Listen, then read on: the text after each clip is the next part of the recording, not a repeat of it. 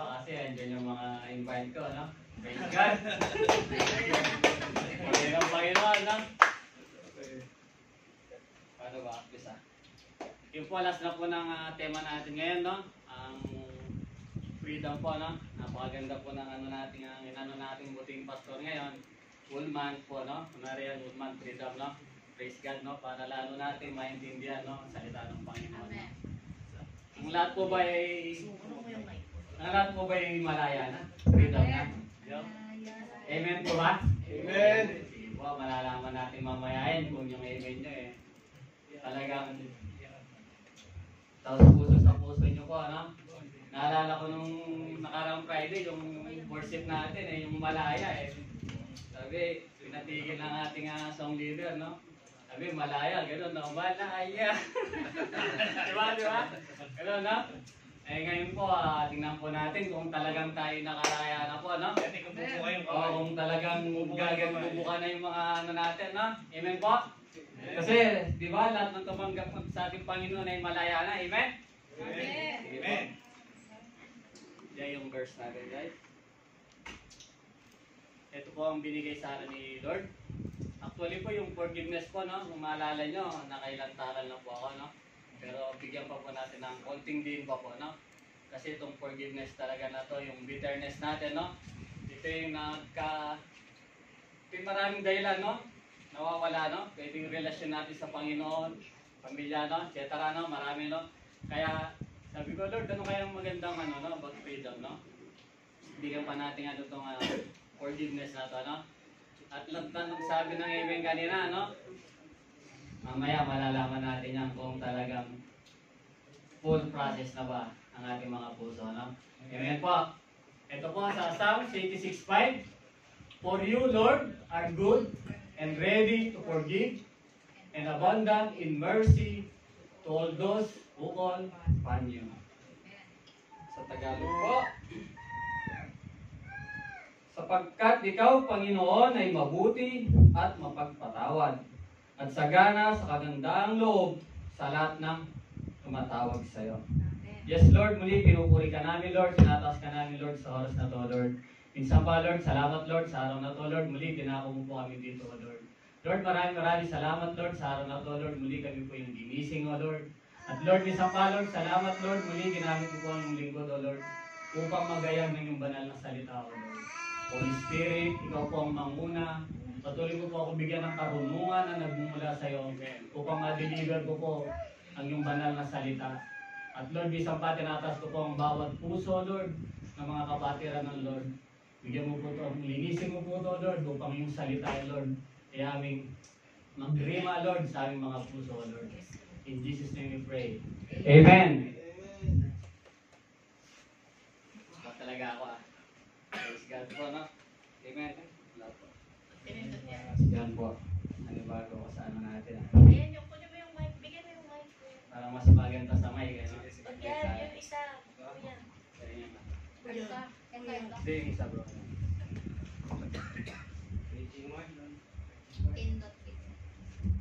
Okay. Oh, praise God po, no?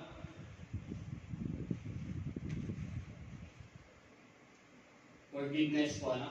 About forgiveness po tayo, no? Yung mga bitterness natin sa ating mga puso po, no? Saan po kayo nag-uumpisa yung ano na yan po, no? Yung bitterness po natin na yan, no? Sabi po, according to ano po, no? Bible, no? Nagiging bitterness po yan, no? Pag yan ay yung puso natin, no? Napuno na yan ng galit. Padagdag ng padagdag, no? Kasi hindi natin nare-release, eh. Diba? Napupuno yan. Yung puso natin. At tumitindi rin yung sakit, no? Kaya minsan, gano'n, no? Gano'n tayo kabigat, no? Parang hirap talaga, no? Hirap magpatawad, eh. Diba? Baka sabihin yan. Romarlo, madaling sabihin yan, eh. Kasi di mo nararamdaman yung sakit, eh, no? Yung ginawa sa amin, diba? Niloko ako, eh. Gano'n, no? Pinatay yung ano ko, eh. Ganun ba kadali magpatawad, bro, Marlon, di ba? Pero as a Christian po, no? Alam natin yung katotohanan. Alam natin yung tayo nakakaunawa. Di ba? Tinatawad tayo ng ating Panginoon, di ba? Kailangan rin natin na ibigay natin, no? para sa kakabuti rin natin, di ba? Sabi nga, yung bitterness nakakasira sa lahat Amen po ba tayo dyan? Sa relasyon, di ba? Sa katawan mo, nandadamay ka pa.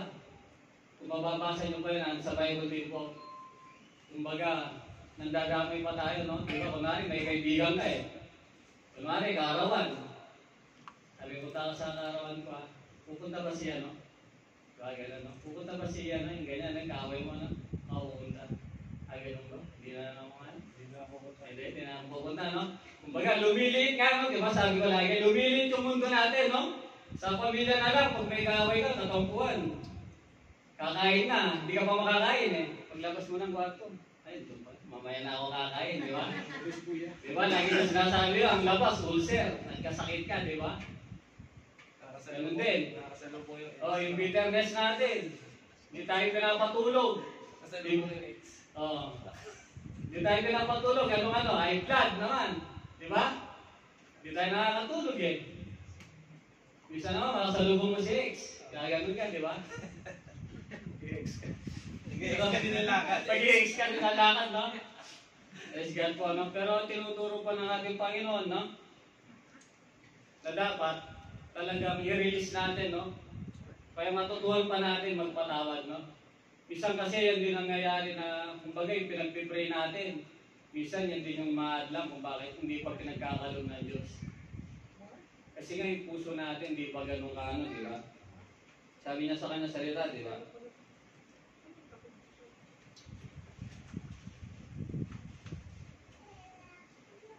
Di ba sabi sa kanya salita sa Mark 11, 24, 26? Kaya nga, sinasabi ko sa inyo, ang lahat ng mga bagay na inyong dinadalangin at hingin ay magsimpalataya kayo na inyong tinanggap ay inyong kakamtin, no? Yung po, no? Sarap po, di ba? Pag manalangin tayo, no? Bibigay na daw ng Lord. Subalit, meron po yung kadugtong. Ganda na po sana, di ba? Subalit, no? Ito po yung kadugtong niya sa 26.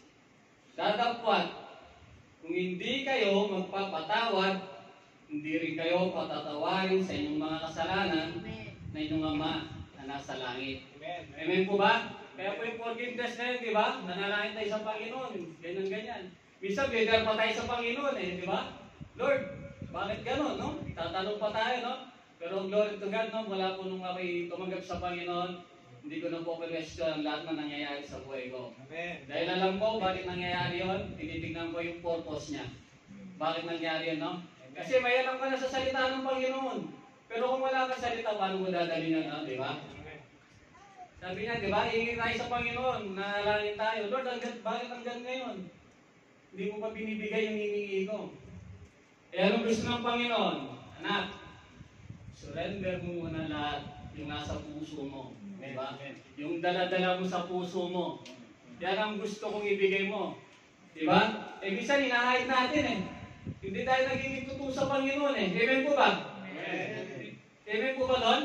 Diba? Pag nanalangin tayo, pag may kabigatan ng puso mo, yun ang gusto niya ng Panginoon Bakit hindi mo muna ibigay? Yung nararamdaman sa puso mo, yung bigat, bigay mo bago ipagkaloob ng Panginoon. Yung hinihingi mo, di ba? Kasi baka ibigay ng Panginoon yan, hindi mo kaya. Kasi, meron ka pang bitterness sa dyan ng puso. No? Siya yung lumalason. Siya yung nag-aano ng galit, di ba? Amen. Isa, mapagsabihan ka lang, malisanggi ka lang, yan ka sa akin mamaya. Ganun, di ba? Lalo na kami mga Petrovin, talaga naman. Yung pasensya namin sa customer, talaga. Pero sa totoo lang po, hindi po masama magalit. Amen po ba? Amen. Even ang awal yan po, nagagalit yan. Nagagalit sa mga righteous. Di ba? Nagagalit sa mga justice. Di ba? Nagiging kasalanan lang po yung galit na yan kung paano natin i-deliver. Amen po? Amen. Kung paano natin i-deliver yung galit natin. Kung paano tayo mag-react sa galit natin. Doon lang po yan nagiging kasalanan. Pero tao po tayo, no? Talagang nagagalit po tayo. Paano po natin dadalhin yun, no? Amen po? Bisang galit pa tayo, no? Pinagsabihan na nga tayo ng pastor natin para sa kakabuti natin. Tayo pa yung galit. Di ba? Di na ako atin dyan. Di ba? Dapat magpasalamat ka sa iyong pastor. Tinutuwid ka. Di ba? Magalit ka kapag, ba, hindi na tama ito. Pwede mo pag kami pas, hindi na tama itong sinasabi mo. Ano gano'n, no? Pero, as a Christian po, alam ko lahat ng sinasabi ng ating pastor, pag pinapangaralan tayo, para sa ikabubuti natin. Para sa kakalago natin. Hindi para sa ikababagsak natin. Tayo pa yung galit. Sasabihin pa natin, ganyan yung ating pastor. Ganyan, di ba? Mas naman ikaw yung mali. Di ba? Pagsasabihan ka ba ng pastor kung may nagawa kang mali? Di ba? Kung may nagawa kang hindi maganda, tinutuwid ka na ating pastor kasi mahal ka niya. Amen po. Tapos galit ka pa. Ikaw pa yung magalit. Di ba? Amen po, no? Kaya po dapat na as Christian po, alam na po natin katotohanan. Alam po tayo yung mas nakakaunawa. Tayo po yung magpatawad, no? Mahirap. Mahirap po talaga magpatawad, lalo na hindi natin alam kung paano kabigat yung ginawa sa atin. Amen. Pero, pag lumalanad po tayo sa Panginoon, huwag po natin titignan yung bigat na yun, no? Titignan natin, Lord, kaya pala nangyari yun, kaya pala sinarado mo yung pinto na yun, Lord. Mas marami kang pintong bubuksan. Amen. Di ba? Yung ginawang pala yun, Lord, para ako'y tumibay, Lord. Mas maganda pala yung plano mo sa dulo, Lord. Di ba? Eh si Bro Rolly, tingnan mo, nagka-baby boy pa, di ba? Sinarado yung unang pinto. Di ba? Oh, pero yung Dalawang pinto yung laksan. yung dalawang pinto lang binuksan din, di ba? Makikita mo yung purpose mo, di ba? Makikita mo yung purpose ng Panginoon pag, ay Lord, kaya mo pala ginawa yun, kaya mo pala tinanggal yung unang relasyon ko na yun, kasi mas bibigyan lang mas better. Di ba? Ganun po yun, no? Kumbaga yung, hindi naman sinasabi, as a person po, hindi natin makakalimutan talaga yung nangyari sa buhay natin. Dala-dala natin yun. Pero anong gusto ng Panginoon, no? Maalala mo man yun, hindi mo na maalala yung sakit. Maalala mo yung purpose. No? Yung breakthrough na ginawa ng Panginoon, bakit nangyari yun, di ba? Amen. Amen po ba? Amen. Di ba? Tignan niyo yung mga peklat niyo sa mga ano nyo, katawan nyo. Di ba may peklat? Amen. Amen. Oh, di ba naalala nyo yan? Anong nangyari? Ito, oh, hindi ko maalala ito. Malaking peklat ko rito eh. Di ba? Oh. Maalala mo anong nangyari dito, no? Yung araw, yung ilang edad ka, gaano kasakit. Di ba? Masakit, di ba? Tignan nyo ngayon. Di ba? May sakit pa ba? Wala na, no? Ganun po, no? Sa mga pagsubok natin sa buhay, no? Yung nakaraan po, dapat pag naalala natin, hindi na sakit ang nararamdaman natin. Ang nararamdaman na natin, yung kabutihan na ginawa ng Panginoon, no? Yung breakthrough na ginawa ng Panginoon, no? Sa Bible din po ba, di ba? Sa Bible. Sino yung maalala nyo na pinagtangkaan na siyang patayin, di ba? Ng mga kapatid niya. Di ba? Pinag patay niya, di ba? Si Joseph the Dreamer, no? Si Joseph sila magkakapatid, di ba? Si Bunso, favorite siya ng tatay niya. Sa kanya lahat ng inaano tatay niya, no? Kaya mga kapatid niya, galit, tinggit, no? Lahat na. Kaya yung mga kapatid niya, yun, yung bitterness nila, na puno. Hanggang sa nagdesisyon sila na ang kanilang patayin, no? Ang kanilang kapatid. Pero hindi nila nagawa, no? Binenta na lang, no? Naging slave yung kapatid nila, no? Di ba? Pero yung pinagdaanan niya, di ba? No? Nakulong siya, di ba? Hanggang naging, ano siya, karang tayo isa ng gobernador, di ba? Parang vice president, na. Pero ano, di ba? Nung nagkita sila ng mga kapatid niya, di ba? Meron na siyang authority and power. Para kung gusto niyang patayin niyo, naparusahin ng mga kapatid niya, di ba? Hindi niya ginawa. Kasi naranasan niya, no? Na-release niya yung pagpapatawad, no? Hindi nga siya na-recognize, eh. Hindi nga siya nakilala, di ba? Ng mga kapatid niya. Pero anong ginawa ni Joseph? Imbis na bigyan sila ng punishment, no? Pinakain sila. Pinatuloy pa, no? Di ba? Hindi niyo ba ako nakikilala? Sabi niya, no? Ako'y bunsong kapatid niyo. Di ba? Sabi niya magano, no? Nasaan ang ating ama? Sabi niya, dali na dito, buhay pa ba? Di ba? Anong ano ni Joseph? Sabi niya, yung ginawa niyo sa akin, ng paghihirap ay inalaw ng Panginoon para ako'y maging malakas, maging matatag, di ba? Para pagdating ko, sa kung anong tinatayo ko ngayon, ay malakas na ako, di ba? Kaya niyang panindigan yung binigay niya sa kanya, di ba? Kaya po may tatlong bagay po na dapat na paano po tayo magpatawad, no? Unang-una po, pray. Manalangin po tayo lagi. Hindi po tayo ng kalakasan sa Panginoon. So, Holy Spirit, no, na manalangin tayo na bigyan niya tayo lakas, no? Ilabas natin, no? Sa Panginoon, iyak natin sa Panginoon. Para malinis na yung ating mga puso na yan, mga daladala natin na yung mga religatan, no? Hindi yung magpipray ka, Lord, mamaya sana malaglagan na yan, Lord, ba? Sagasaan sana yan, Lord, no? Yun yung mga ano ng mga ano eh, yung pag may galit ka na, pagpuno na, no? Di ba, nagpapakamatay, di ba? Pangalawa po, yung ano po, i-release po natin. No? I-release po natin yung mga ating mga, matuto po tayo mag-release, no? Ng mga galit natin, para hindi po yung mapuno yung puso natin. Sabi po sa kanyang salita,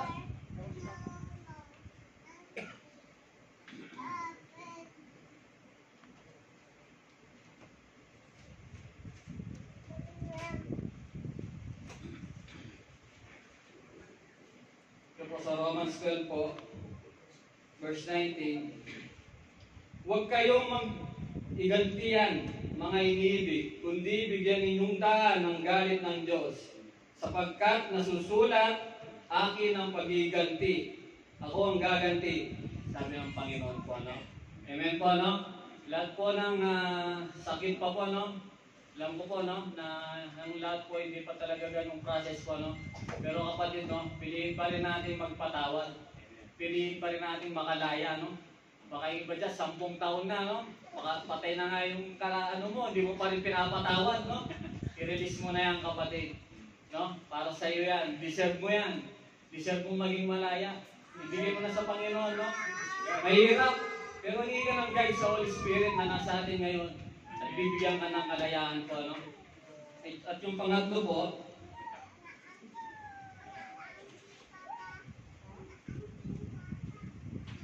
move forward na po, ano? Yun po. Matuto po tayo na mag-forward po, ano? Huwag na po nating balikan yung mga nangyayari na yan. Maalalaman lang natin, maalala natin yung purpose, yung breakthrough na ginawa sa atin ng Panginoon po, no? Amen. Kaya mga kapatid, no, sa araw na to, no, ang gusto ng Panginoon, kung ano man yung dala-dala ng mga puso natin na yan, ibigay natin sa Panginoon, iyak natin sa Panginoon, bibigyan tayo ng kapahinganan po. Ang konklusyon ko po, konklusyon na po na, sa Efeso 4:31-32, alisin nyo ang anuman samahan ng loob, galit, pag-aaway, pangbubulyaw, paninira sa kapwa, pati na ang lahat ng uri na masasamang hangarin. Sa halip, maging mabait kayo at maawain sa isa't isa, at magpagpatawad kayo sa isa't isa, gaya ng pagpapatawad ng Diyos sa inyo dahil kay Kristo. Amen po mga kapatid. Yes, Lord, pulipin, upuri ka namin, Lord, tinatas ka namin, Lord, sa araw ng Panginoon, salamat sa patuloy, O Lord, na pagpapatawad sa amin, O Lord. Salamat, Lord, sa kabila, Lord, ng mga dala-dala namin kabigatan, O Lord. Dala-dala ang nagagawa namin kasalanan, Lord. Sa araw-araw, O Lord, hindi ka nagsasawang magpatawad, O Lord. Lord, tinataas ko po ang bawat puso ng mga kapatid ng Lord. Hindi ko po alam, Lord, anong dala-dala nila sa puso, Lord. Gano'ng kasakit, Lord, gano'ng kabigat, O Lord. Alam po namin, O Lord, hindi gano'ng kadali magpatawad, O Lord. Pero Lord, ialaw mo po, Lord, Holy Spirit, ikaw po ang manguna sa bawat kapatiran na may release po nila. Mga sakit, mga bitterness na to, Lord, na umahadlang, Lord, para ibigay mo sa amin, Lord, kung ano yung purpose namin, O Lord, yung breakthrough namin, Lord. Lord, patuloy ikaw po ang mangusap, O Lord. Alam po namin, Lord, na masakit, Lord, mahirap, Lord. Pero Lord, sa iyong salita, Lord, alam po namin yung katotohanan, O Lord. ang katotohanan na to, Lord, na magpapalaya sa amin, O Lord. Sabi mo nga, Lord, kung sino mang nasa sa inyo, Lord, eh wala na ang dating siya, Lord. Isa na isang bagong nilalang, O Lord. Salamat, O Lord. Patuloy, Lord, ikaw pong mangusap, Lord, sa bawat isa, O Lord. Patuloy ikaw ang maitaas, O Lord. Lord, dalangin ko, Lord, na kung hindi pa, Lord, na napaprocess, O Lord, ang mga sakit na to, Lord. Lord, maalala namin to, Lord, hindi na po yung sakit, O Lord, na naramdaman namin dati, Lord. Kundi, Lord, maalala namin, Lord, na kaya mo po pala, Lord, na nalaw yun, Lord, ay para, Lord, kami patuloy, Lord, na lumakas. Lumakas ang aming pananampalataya, O Lord. Nasa kabila na to, Lord, na nandyan ka, Lord, patuloy na gumagabay sa amin, Lord, nagmamahal, Lord. Salamat sa dakilang pag-ibig mo, Lord. Lord, patuloy kaming lumalapit sa iyo, Lord. Tinataas ang aming mga buhay, Lord. Patuloy ikaw, Lord, ang mamuhay. Ikaw ang manguna sa aming mga buhay, Lord, sa mundong ito, Lord. Lord, maraming salamat, O Lord, sa ilang pang pinakamatas na papuri at sa lahat pagsamba sa tayong pangalan mo, Ama. Amen.